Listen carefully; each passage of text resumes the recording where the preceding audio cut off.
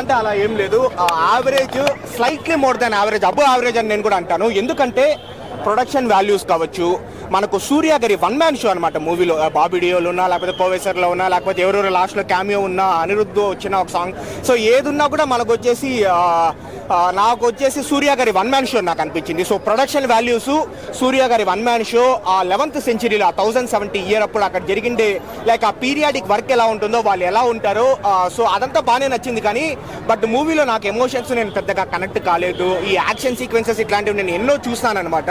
So మనం తెలుగు వాళ్ళం, మనం బీయింగ్ తెలుగు వాళ్ళం, మనం ఎన్నో చూస్తాము. సో కాబట్టి నాకేదో సూర్య గారి కోసం మనం వెళ్దాము, సూర్య గారి యాక్టింగ్ కోసం మనం వెళ్దాము అనుకుంటే డెఫినెట్లీ రావచ్చు. వన్ టైం వాచబుల్ మూవీ అని నేను చెప్తాను. అండ్ డిఎస్పీ గారి బీజిఎం అంటే బాగానే ఉంది, but not one of his best BGMs. So కాస్త సాంగ్ కావచ్చు, లేకపోతే ఇంకొంచెం బీజిఎమ్స్ ఇంకా బెటర్గా పెట్టింటే బాగుంటుందని నాకు అనిపించింది. అండ్ దిశా పటాని ఉంది.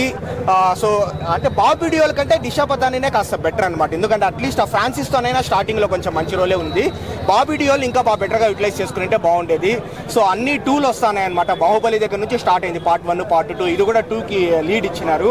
బట్ కానీ 2 అవసరమా అంటే నాకు తెలిసి సూర్య గారు ఇంకా బెటర్ ప్రాజెక్ట్స్ మీద స్టిక్ అయితే బాగుంటుందని నాకు అనిపిస్తుంది. అంటే ఈ మూవీకి కలెక్షన్లు అయితే రావచ్చు, డెఫినెట్లీ మోర్ దాన్ 500 CR అట్లా రావచ్చు. కానీ బట్ మనం వచ్చేసి లైక్ వర్బల్గా మనం మూవీ ఎలా ఉందో క్రిటికల్గా చెప్పాలంటే నాకు ఒక యావరేజ్ మూవీ అనిపించింది అంతే. అది నేను క్యామియో చెప్తే బాగుండదు, ఎందుకంటే క్యామియో మీరే చూడాలా. ఈ చిన్న చిన్న క్యామియోస్ అయితే మనకు ఉన్నాయి, కానీ మెయిన్ క్యామియో అది మూవీ చూస్తే మనకు తెలుస్తుంది. అది ఎందుకంటే లాస్ట్ సో మనం ఇంటెన్స్గా ఫీల్ అయ్యేది కదా, అదే బ్రో. సో మూవీ అయితే నాకు ఈ ఆర్ట్ వర్క్ ఇవన్నీ బాగున్నా కూడా సో కొంచెం ఈ యాక్షన్ సీక్వెన్సెస్, ఎమోషన్స్ ఇవన్నీ మనం చూసిండేదే కదా తెలుగు వాళ్ళం ఎన్నో సంవత్సరాల నుంచి మనం చూస్తాము. నాకు అంత డిఫరెంట్ మూవీ కంగువా వాళ్ళు ఎంత ఎలివేషన్ ఇచ్చినారో అంత కనెక్ట్ కానట్లు నాకు అనిపించింది. యావరేజ్ అని అనిపించింది. ఏదేది చైల్డ్ ఆర్టిస్ట్ బాగా చేశాడు.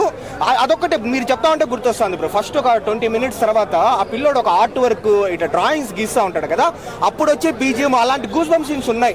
ఫస్ట్ హాఫ్లో ఒక 2 సీన్లు ఉన్నాయి, సెకండ్ హాఫ్లో ఒక 2 సీన్లు ఉన్నాయి. బట్ అదే చెప్తా ఉన్నాను కదా, మనం ఇన్ని సినిమాలు చూసి బీయింగ్ తెలుగు వాళ్ళము, మనం ఎన్నో చూసి మన తెలుగు వాళ్ళకు రీచ్ అయ్యే సినిమా ఇది కాదు అని నాకు అనిపించింది. కలెక్షన్లు వస్తాయి, టాక్ కూడా డెఫినెట్లీ క్రిటికల్గా చెప్పినా కూడా అబవ్ యావరేజ్ ఉంది. But not up to what Kanguva has set the expectations అని నాకు అనిపించింది. గెస్ చేయొచ్చు బ్రో, అదేమి. ప్లస్ ఇంకోటి ఏంటంటే తెలుగు డబ్బింగ్ అంటే వర్డ్స్ బాగానే ఉన్నాయి, కానీ అంత లౌడ్గా లేకుండా, అంత ఫాస్ట్గా లేకుండా కొంచెం సెటిల్ చేసి, ఇప్పుడు ఓల్డ్ బిల్డింగ్ కూడా ఇప్పుడు మనం సలార్లో చూస్తామన్నమాట. సలార్లో శౌర్యాంగ పర్వము అవి ఇవి అని ఇట్లా ఉన్నాయి కదా, దీంట్లో కూడా డిఫరెంట్ ఉన్నాయి. అంటే కొన్ని 2-3 సినిమాలు మిక్స్ చేసినట్లు కూడా నాకు అనిపించింది.